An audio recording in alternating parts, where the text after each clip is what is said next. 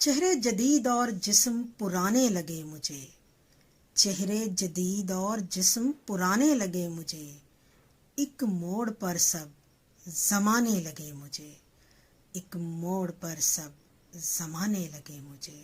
خدا لگتی کہوں تو عوام نے ہی تبدیلی سرکار کو عرش پر چڑھا دیا ہے،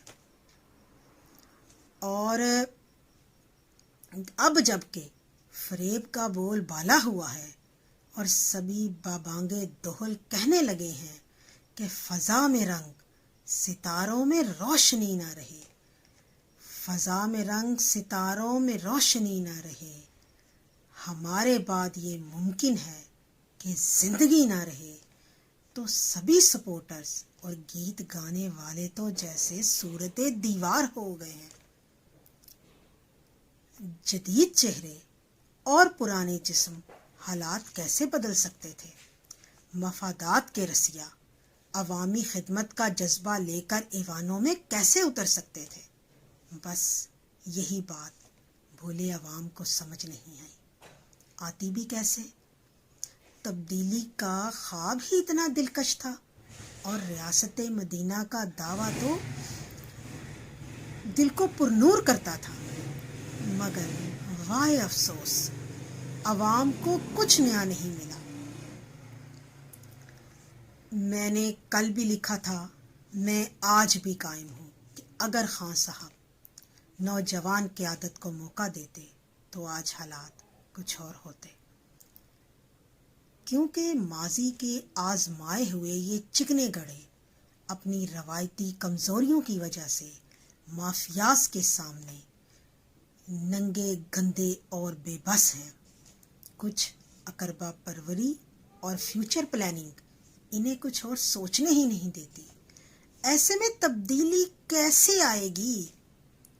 البتہ مزید 2 برس یہ اسی ششو پنج میں گزر جائیں گے کہ عوام کو کیا نیا ملا اور آئندہ کیا ملے گا۔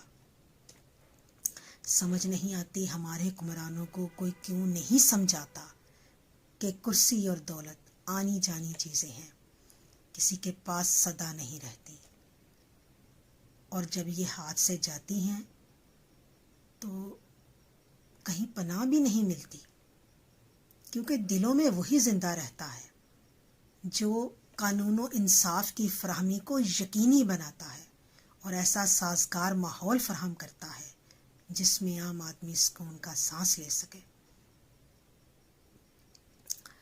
ورنہ کرسیاں جیتنے والے کئی آئے اور کئی گئے جن کا نام و نشان بھی باقی نہیں ہے۔